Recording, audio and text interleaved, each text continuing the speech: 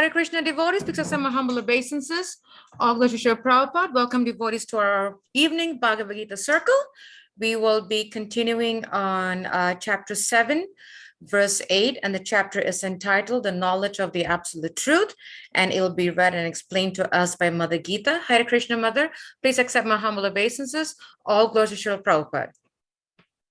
Hare Krishna, please accept my humble obeisances. All praise to Srila Prabhupada. Namam Vishnu Padaya Krishna Prasad Bhutale Srimate Bhaktivedanta Swaminiti Namane Namaste Saraswate Devi Gauravani Pracharini Nirvishesha Shunivadi Paschatya Desatharini Jai Shri Krishna Chaitanya Prabhu Nityananda Jadvaita Gadadhar Shivasadi Gaura Bhakta Vrinda Hare Krishna Krishna Krishna Hare Hare Hare Ram Ram Ram Hare Hare. Bhagavad Gita as it is, chapter 7, knowledge of the absolute, text number 8. Rasoham apsu kaunteya prabhasmi shashi surya yoho pranavaha sarva vedeshu shabdaha khe paurusham nrishu. Translation and purport by Srila Prabhupada. O son of Kunti, I am the taste of water, the light of the sun and the moon, the syllable Om in the Vedic mantras, I am the sound in ether and ability in man. Purport. This verse explains how the Lord is all-pervasive by his diverse material and spiritual energies. The Supreme Lord can be preliminarily perceived by his different energies, and in this way, he is realized impersonally. As the demigod in the sun is a person and is perceived by his all-pervading energy, the sunshine, so the Lord, although is in his eternal abode, is perceived by his all-pervading diffusive energies. The taste of water is the active principle of water. No one likes to drink seawater because the pure taste of water is mixed with salt. Attraction for water depends on the purity of the taste, and this pure taste is one of the energies of the Lord. The impersonalist perceives the presence of the Lord in water by its taste, and the personalist also glorifies the Lord for his kindly supplying tasty water to quench man's thirst. That is the way of perceiving the Supreme. Practically speaking, there is no conflict between personalism and impersonalism. One who knows God knows that the impersonal conception and personal conception are simultaneously present in everything and that there is no contradiction. Therefore, Lord Chaitanya established his sublime doctrine, Achintya Bhed and Abheda Tattva, simultaneous oneness and difference. The light of the sun and the moon is also originally emanating from the Brahma Jyoti, which is the impersonal effulgence of the Lord.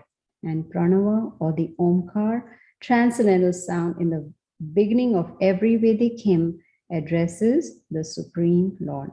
Because the impersonalists are very much afraid of addressing the Supreme Lord Krishna by his innumerable names, they prefer to vibrate the transcendental sound Omkar.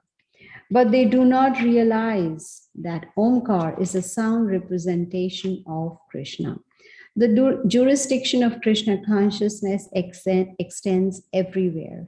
And one who knows Krishna consciousness is blessed. Those who do not know Krishna are in illusion, and so knowledge of Krishna is liberation, and ignorance of him is bondage. Text 9.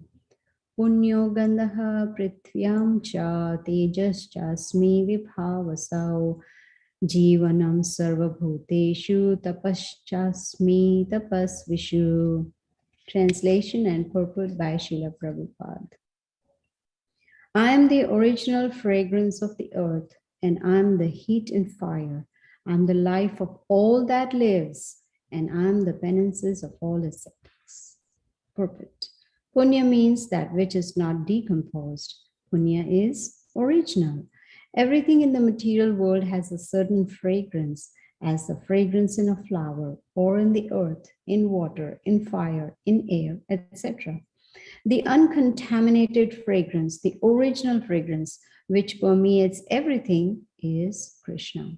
Similarly, everything has a particular original taste, and this taste can be changed by the mixture of chemicals. So everything has some original fragrance and taste. Vibhavasu means fire. Without fire, we cannot run factories, we cannot cook, etc. And that fire is Krishna.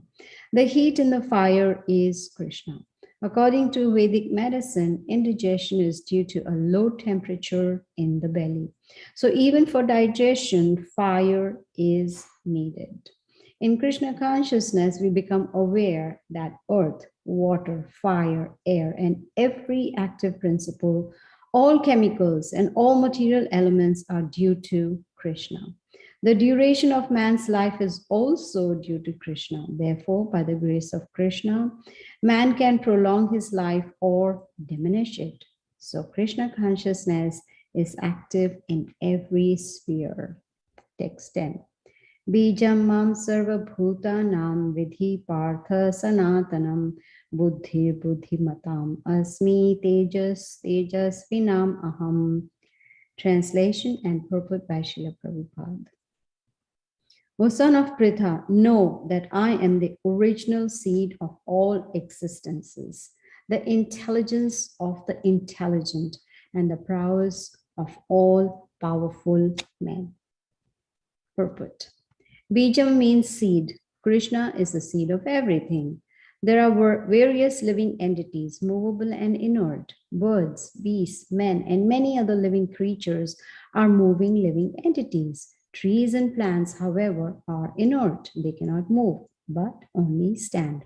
Every entity is contained within the scope of 8.4 million species of life. Some of them are moving and some of them are inert. In all cases, however, the seed of their life is Krishna. As stated in the Vedic literature, Taittiriya Upanishad 3.1, Yato va imani bhutani jayante. Brahman, or the supreme absolute truth, is that from which everything is emanating. Krishna is Parabrahman, the supreme spirit. Brahman is impersonal and Parabrahman is personal. Impersonal Brahman is situated in the personal aspect that is stated in the Bhagavad Gita 14.27, Brahmano hi pratisthaham. Therefore, originally, Krishna is the source of everything. He is the root.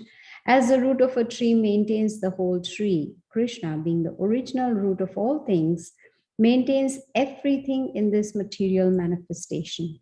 This is also confirmed in the Vedic literature, Katha Upanishad 2.2.13. Nityo nityanam chetanas chetananam eko bahunam yo vedadhati kaman. He is the prime eternal among all eternals. He is the supreme living entity of all living entities, and he alone is maintaining all life. One cannot do anything without intelligence. And Krishna also says that he is the root of all intelligence. Unless a person is intelligent, he cannot understand the supreme personality of Godhead, Krishna.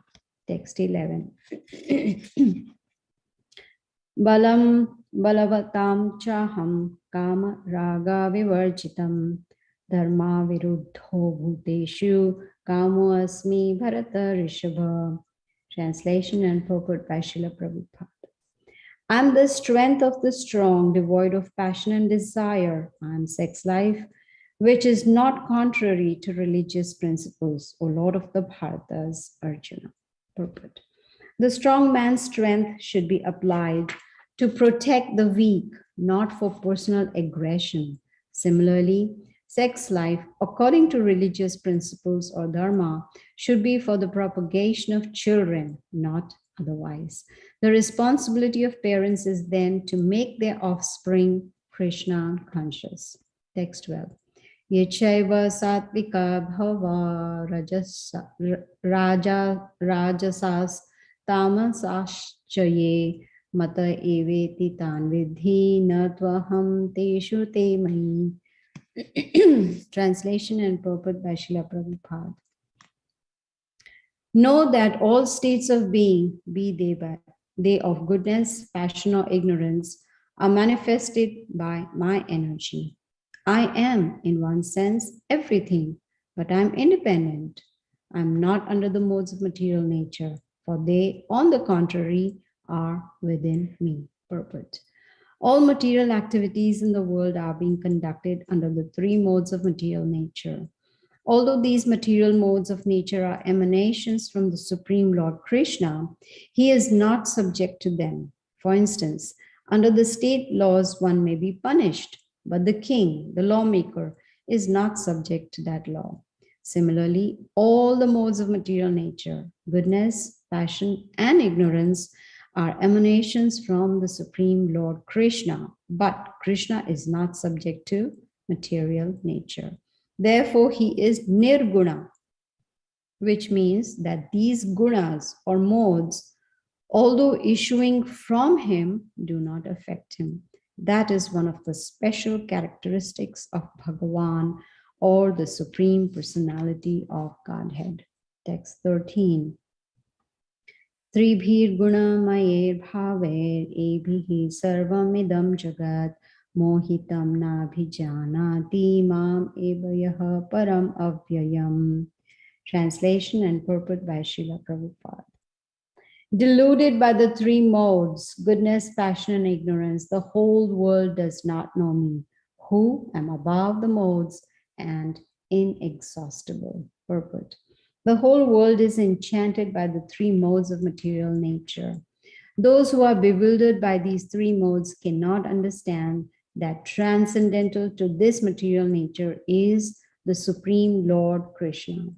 Every living entity under the influence of material nature has a particular type of body and a particular type of psychological and biological activities accordingly.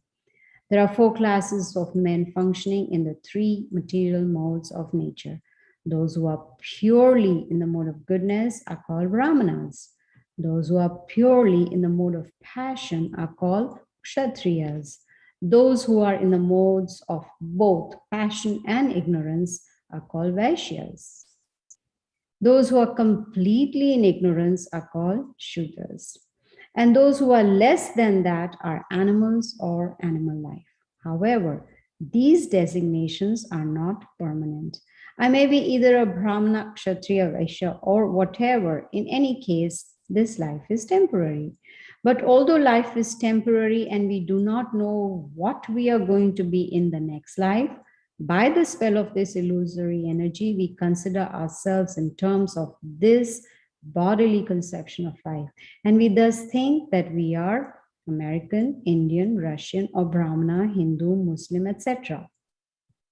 And if we become entangled with the modes of material nature, then we forget the Supreme Personality of Godhead, who is behind all these modes. So Lord Krishna says that living entities deluded by these three modes of nature do not understand that behind the material background is the Supreme Personality of Godhead. There are many different kinds of living entities, human beings, demigods, animals, etc. And each and every one of them is under the influence of material nature. And all of them have forgotten the transcendent personality of Godhead. Those who are in the modes of passion and ignorance, and even those who are in the mode of goodness, cannot go beyond the impersonal Brahman conception of the absolute truth.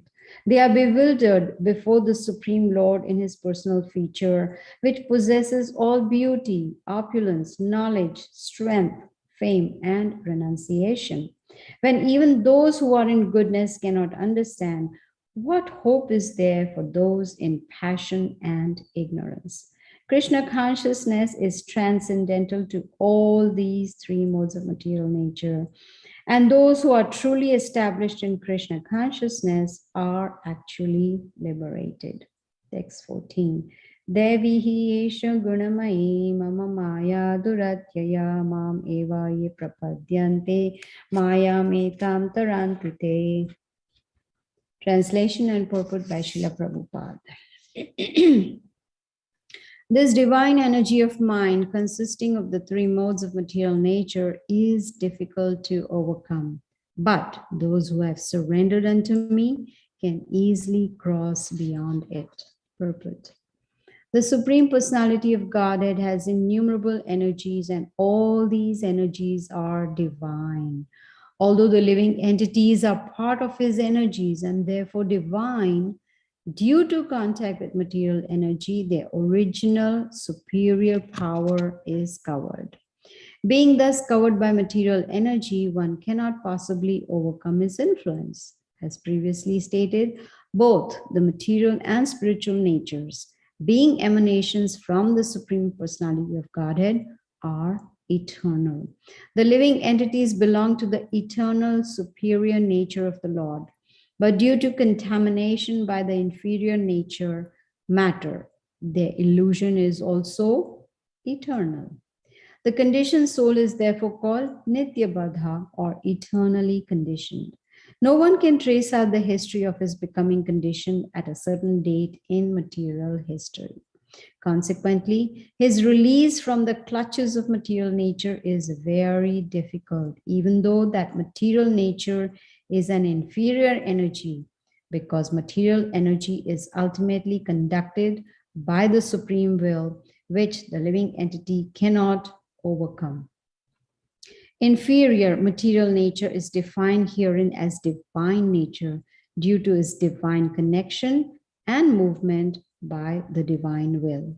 Being conducted by divine will, material nature, although inferior, acts so wonderfully in the construction and destruction of the cosmic manifestation. The Vedas confirm this as follows: Mayam tu prakritim vidyan, Mayinam tu maheshwaram.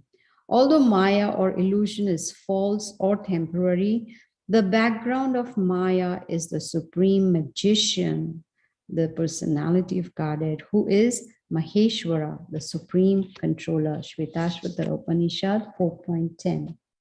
Another meaning of guna is rope. It is to be understood that the conditioned soul is tightly tied by the ropes of illusion.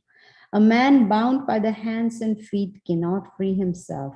He must be helped by a person who is unbound. Because the bound cannot help the bound, the rescuer must be liberated. Therefore, only Lord Krishna or his bona fide representative, the spiritual master, can release the conditioned soul. Without such superior help, one cannot be freed from the bondage of material nature.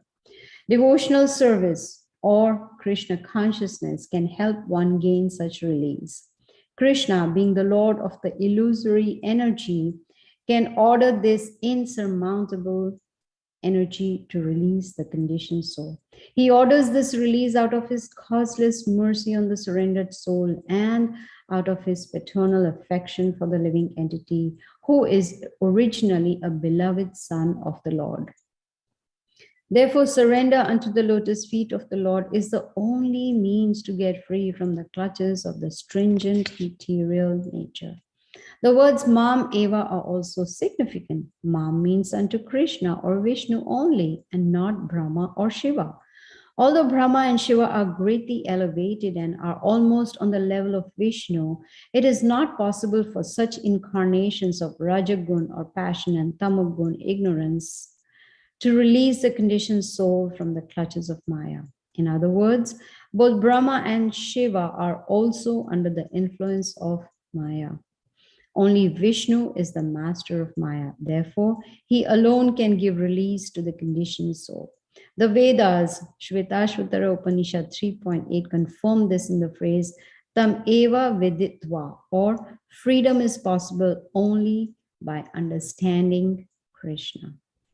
Even Lord Shiva affirms that liberation can be achieved only by the mercy of Vishnu. Lord Shiva says, Mukti pradata sarvesham Vishnu evana samshayaha. There is no doubt that Vishnu is the deliverer of liberation for everyone. Hare Krishna. Thank you so much, Mother Gita, for reading this beautiful verses. very sweet reflection, actually. As you're reading it, I was having such nice thoughts, such very nice reminders. So thank you for reading it to us.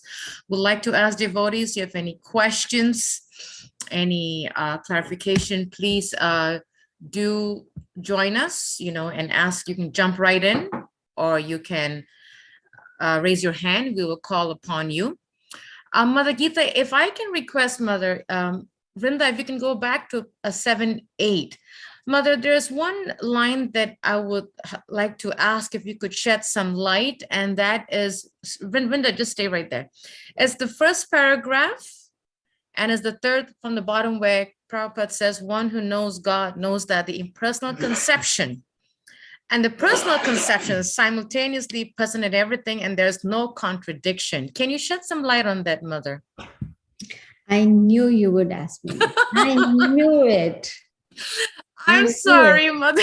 And when I was reading, I'm like, okay, I know this question is coming, and I don't know the answer, how to explain that.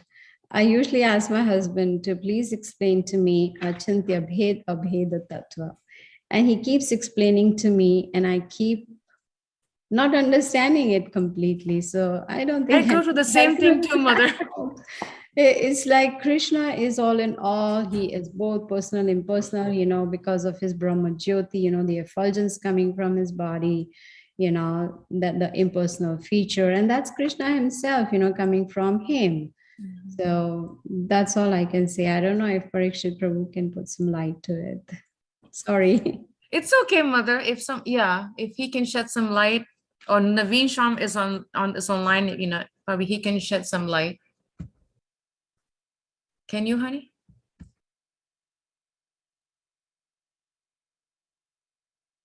Naveen, since I see you online, can you shed some light, Prabhu? What's the question? I'm sorry, I just I know I put you on the spot. on. I apologize, Prabhu. Prabhu, this line, the first paragraph that we see in the purport, the third verse from the first paragraph.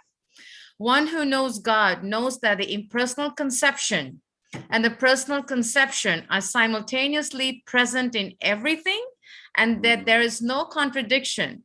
Can you shed some light on that?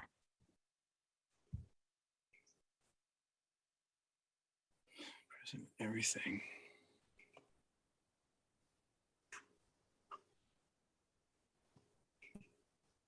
What verse is this? I can't. Bhagavad Gita, chapter 7, verse 8. Is it possible to scroll down? Yeah. I can see the Vrinda, can you verse. scroll down? I think that, the chapter is entitled "At the Knowledge of the Absolute Truth." I mean, scroll up. Sorry. Oh, scroll to see up. this Sorry. verse, to see the Yeah. verse. Oh, okay. And the reason I asked this question is because, we have heard impersonalism, personalism, and we have heard that there is, like a fine line between it. And then here Prabhupada is saying there's no contradiction. Because they're both there, right? It's not that, like the impersonalists, like if you're a Brahmavadi, Mayavadi is another thing. But if you're a Brahmavadi, it's not like you're wrong. You just have half the truth. And so like this verse is when Krishna is saying, I am that, I'm the ability in man. If someone, in chapter 10, it goes on so much about these vibhutis. So it doesn't mean that the lion is Krishna, but the lion among animals embodies, right? Krishna's empowerment, Krishna's energy. So he's present, right, impersonally in everything, but because it's him, and if someone wants to reciprocate in such a way, then he can manifest that personal form. But otherwise, it's not automatically manifest. So that's the understanding I take, is that because Prabhupada's this verse is talking about Krishna manifesting in an impersonal way, and that doesn't contradict that he's also a person and can manifest any and everywhere in that personal form if there's some need, like Nrsingadev coming out of the pillar. Ranikesh was asking, oh, where's your Krishna? Prahlad says everywhere, right? So he has that understanding that Krishna is manifest impersonally by his energies everywhere. And yet, when there's need, and this is out of love for his devotee, he was formerly manifest in the pillar in an impersonal way, but now he comes out in a personal way. So there's no contradiction. Thank you so much for shedding a lot of light on that, Prabhu. Thank you. That was the first question that came up when Mother Gita started reading. Thank you. Any other questions from devotees? Any clarification? And sorry, Naveen, to put you on the spot when you just joined like 2 minutes before I asked that question. No, that's fine. I'm just trying to get in the habit. This is when I'm like making my dinner and stuff. So sometimes I forget, but I'm trying to get in the habit. Yeah, I'm so glad that this happens. Thank you. Any questions from devotees? Any thoughts? Any clarification on this amazing verse? There's one from, I'm assuming this must be from Prasad Prabhu. He said, Hare Krishna Mataji, I was curious that there was a reference to Maheshwar as personality of Godhead in verse 714, slightly different from what we have heard otherwise. Can you shed some 714? Maheshwar, I think, yeah, right there, the first paragraph. Is that what it is you're talking about, Prasad Prabhu? Yes, Mataji. I knew it because you asked amazing questions. Good question. That's why I knew it was you.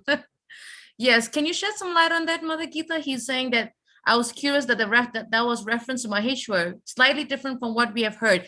But Prabhu, can you shed or can you add what you have heard that way? Probably that can help Mother Gita, right, Mother? Will that help, Mother? Yes, I was trying to figure out what. Yeah, I mean, the personality of Godhead, we always refer to Krishna, right? So now here we are saying Maheshwara, which is, I think, Shiva. So that's where I'm kind of curious. Okay, let me read the purport.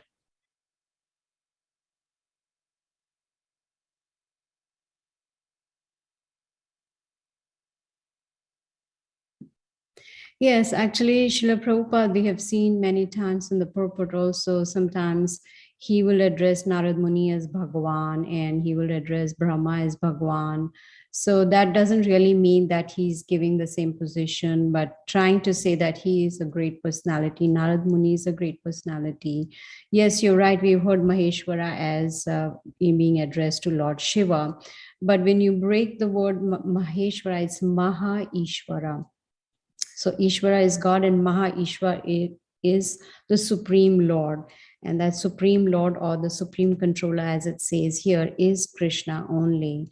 So sometimes Srila Prabhupada uses, as I was saying, he uses the word Bhagavan. So here he is talking about the Supreme Controller, Lord Shri Krishna. I hope that helps.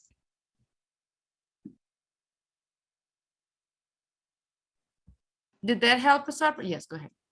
Yes, Mataji. I think it's just the reference, correct, that he's making. It means the same thing. It's just a reference with regards to Maheshwara. But yes. essentially, it is pointing to Krishna only. Krishna, yes. Srila Prabhupada does that. Yes, yes. Thank you, Mataji. Sure. That was a nice question, Prabhu. Thank you. And in fact, that was my second question. So I'm glad that you asked to shed some light on that. Thank you. Any other questions from devotees? Any thoughts, any clarification? And if there isn't, thank you, Mother Gita, for reading, shedding some light. Just a quick reminder to devotees, please join us tomorrow morning on our Bhagavatam class tomorrow. We will be continuing Srimad Bhagavatam. We're getting pretty close to the end of chapter 10, Canto 1, chapter 10, which is entitled Lord Krishna's Departure to Dwarka. And tomorrow morning's class will be given by Balabhadra Prabhu from ISKCON Atlanta. So please do join us. Until then, thank you all for joining us. Vanchakrapatibhyascha, kripasindavevacha, Patitanam Pavanebhyo Vaishnavebhyo Namo Namaha. Srila Prabhupada ki. Jai.